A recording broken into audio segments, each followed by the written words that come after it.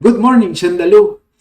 Así que sigo aprendiendo de los generadores de código de Phoenix Framework y ahora voy a utilizar el generador HTML para crear toda la secuencia CRUD, crear, leer, actualizar, remover de una entidad.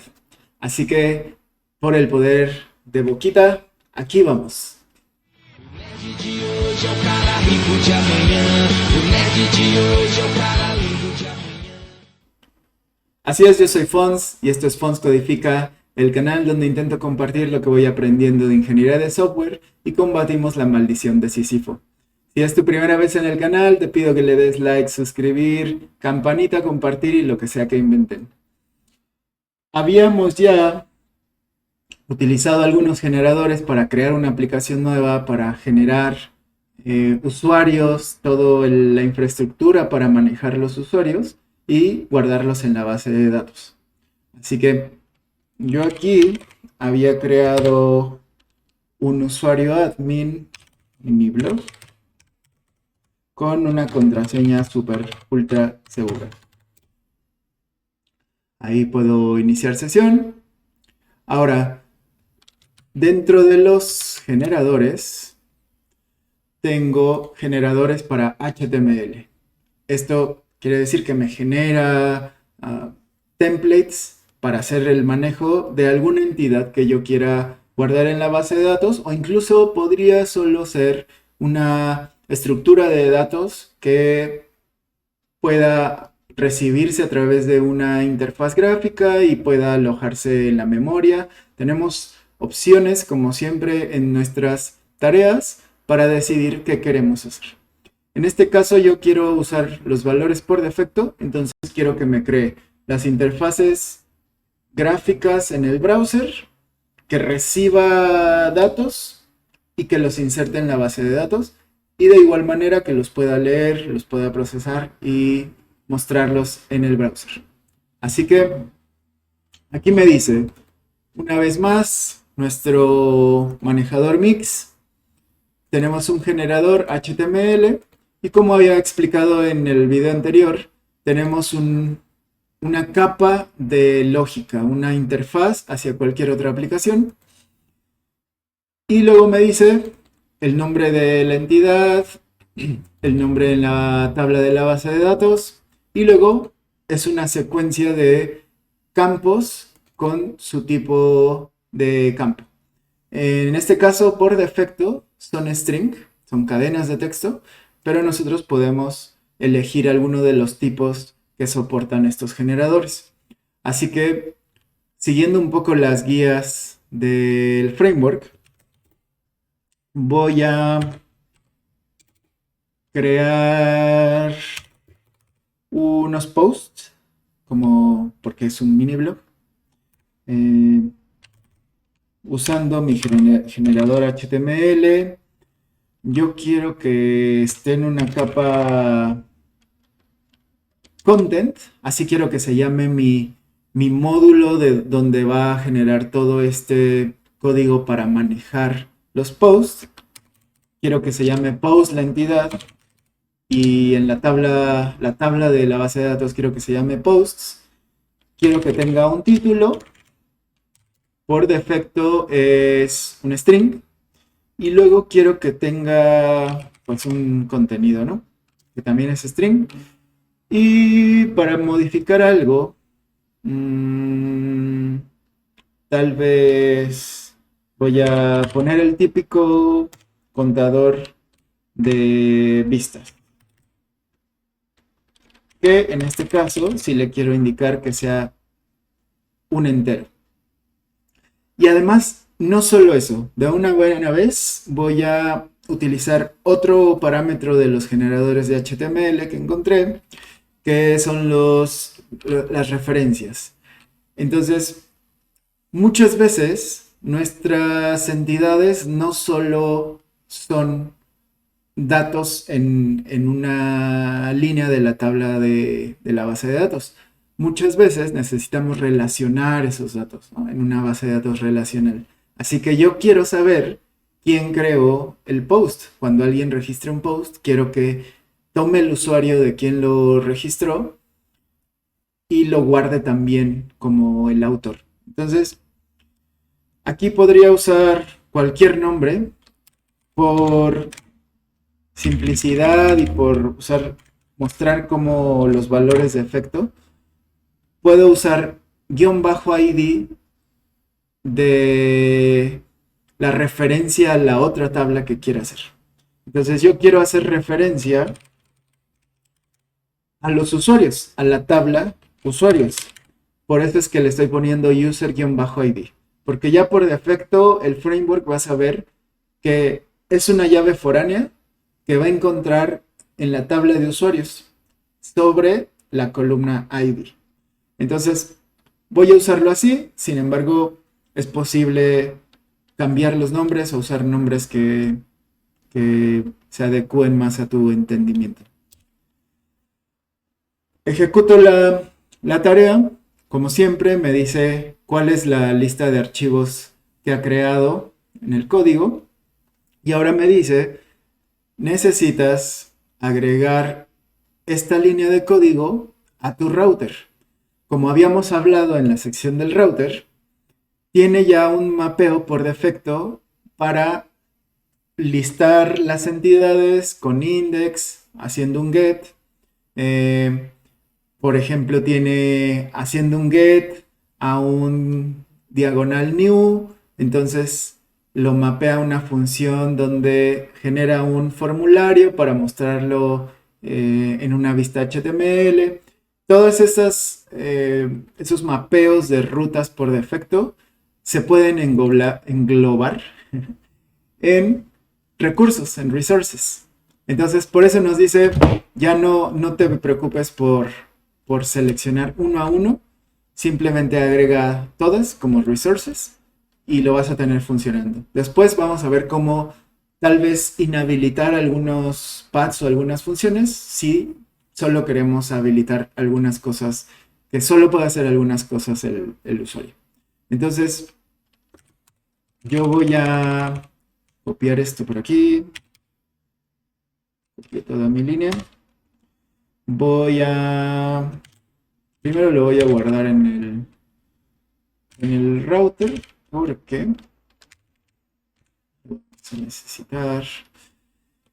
Entonces, como habíamos hablado del router, tenemos una raíz, tenemos un pipeline para cuando los requests están viniendo por el browser. Teníamos ya nuestra ruta del landing page que modificamos. Y aquí es donde yo voy a agregar esta línea de código que me dio el generador, donde realmente está diciendo métodos get, post, put, vayan mapeando a post controller en las diferentes funciones. Ahora, también me dijo en mi consola que yo necesito correr las migraciones. Como ya habíamos visto en otro de los generadores, cuando corremos ese generador nos crea también una migración en la base de datos. Esto nos permite crear en la base de datos la tabla con los campos que necesitamos y con los parámetros en estos campos, ¿no? El tipo, si son llaves foráneas, si queremos valores por defecto. Así que en mi consola ya me dice que pudo crear la tabla post, que creó el índice. Y entonces, una vez más, lo vamos a revisar con nuestro manejador de bases de datos. Y ya vemos que hay una tabla post, ¿no? Tiene título, contenido, view count, user ID. Ahora, por defecto nos agrega siempre los timestamps. Y eso está muy bien porque ya tenemos el timestamp de cuándo se creó y cuándo fue la última vez que se modificó cualquier entidad por defecto en nuestra base de datos y en nuestra lógica del código. Así que, ahora, si recordamos, me decía que puedo correr el servidor como Phoenix Server. Voy a poner acá. Y eso ya me habilita a tener corriendo ahí mi servidor, ¿no? Sin embargo, también al momento de la creación, me puso que yo puedo correr con AIX. AIX es la consola de la plataforma de Elixir. O sea, algo similar a lo que sería un REPL. Yo puedo aquí probar cosas de código, como una suma, o incluso podría, no sé, hacer ya cosas más complicadas del código como tal, ¿no? Yo aquí estoy usando un generador que le digo que para cada valor del 1 al 10 quiero que me regrese 10 y listo, ¿no? Podemos probar cosas de código dentro de nuestra consola. Sin embargo, lo que nos sugería el framework es que si le pasamos una bandera menos S mayúscula, podemos entonces pasarle comandos. Y entonces yo puedo pasarle el comando de iniciar el servidor a mi consola AIX. Y esto es una genialidad porque entonces está corriendo mi servidor, pero al mismo tiempo yo puedo interactuar con mi aplicación desde la consola. Yo voy a seguir viendo mis logs, pero también yo podría estar modificando los módulos, recompilando en mi consola, probando pedazos de código, incluso escribiendo funciones en mi editor de texto y luego ejecutando aquí las funciones en la consola para yo debuguear, para entender si lo que estoy escribiendo está bien, si el resultado es lo que quiero, y entonces no tengo que estar yendo a dar reload o clics en el browser, simplemente puedo tomar pequeños pedazos de código y correrlos aquí sobre mi consola. Entonces, esta consola está ahí corriendo y a su vez está corriendo el servidor. Entonces yo aquí sigo corriendo mi servidor. Ahora, dentro de nuestro router, agregamos las rutas de post. Aquí yo cometí el error de no ponerlo en plural. Puse solo post. Y entonces ya en nuestro modo de desarrollo, en nuestro modo de debugging, me dice que esta ruta no existe. Así que tenemos ahí otra herramienta muy interesante de nuestro framework. Me dice, no existe esta ruta en un método get en la ruta post. Sin embargo, aquí te listo estas rutas que sí están disponibles en el router. Y entonces aquí me doy cuenta que para el método get sí tengo una ruta post y además me dice, está en ruta al post controller en la función index. Y aquí vienen todos los valores por defecto que nos asigna cuando usamos el abreviado de resources. Entonces tenemos estos métodos get hacia estos paths y aquí nos va diciendo, va a enrutar a la función edit, a la función new, a la función show y así secuencialmente. Entonces, una forma aquí, al yo cometer el error, me lista estas opciones. Sin embargo, yo también podría decirle mix Phoenix rutas y me va a dar lo mismo, ¿no? Me va a decir, estas son las rutas que tienes disponibles. Aquí también podemos ver las rutas que me agregó el generador de autenticación y entonces puedo tener una guía de tal vez por qué no está enrutando bien mi servidor. Entonces ahora ya lo corrijo y automáticamente al correr nuestro generador HTML me pone una tabla que en este momento está vacía con los campos y entonces yo cuando yo doy new pues ya me enrutó a un nuevo lugar, ya me generó un formulario. Esto también tiene validación de tokens ya por defecto, de tal manera que nadie pueda incrustar o tratar de empujar código en mi nombre sin haber sido quien hizo este request. Aquí yo puedo poner un título cool con contenido más valioso del mundo. Y vamos a ver un error que me dice que el valor viewCount no puede ser blanco. Es un entero y no puede ser nulo. Entonces también ya los formularios se generan con manejo de errores en el UI y por supuesto esto tiene un manejo de errores en la lógica de cuando intenta guardar un nuevo post. Entonces ahora vamos a ver cómo modificar eso. Yo por ahora voy a poner 0 y le voy a dar salvar.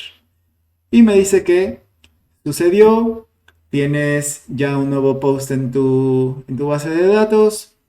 Puedo regresar, puedo editarlo. Ahora le quiero decir que tengo 100 vistas. Lo guardo, regreso a los posts. Ahora sí tengo contenido y lo podemos también validar dentro de nuestra base de datos. Aquí yo veo que tengo el título cool, el contenido más valioso del mundo y tengo una cuenta de 100. También me insertó el timestamp de cuándo fue creado. E incluso si miramos, ya por defecto me actualizó que es diferente la hora de la creación a la hora de la actualización, la última actualización, ¿no? Pero yo modifiqué este view count. Entonces ya tenemos esa infraestructura para crear, modificar, incluso borrar nuestros posts. ¿Qué nos falta acá? Pues que el user ID o esta llave foránea, la referencia del post a su creador, que en este caso sería admin@miniblog.com, pues no se está guardando. Y por un lado podría ser, no tenemos un campo, sin embargo esto es algo que querríamos hacer por detrás, ¿no? Simplemente sabiendo quién es el usuario que está logueado. Así que voy a cortar por aquí este video y en el siguiente vamos a ver cómo podríamos agregar estos valores en la creación de nuestro post. Gracias por llegar hasta el final. Si quieres que profundice en algún tema o tienes alguna duda en algo que pueda ayudar, puedes contactarme en todas las redes como Fons.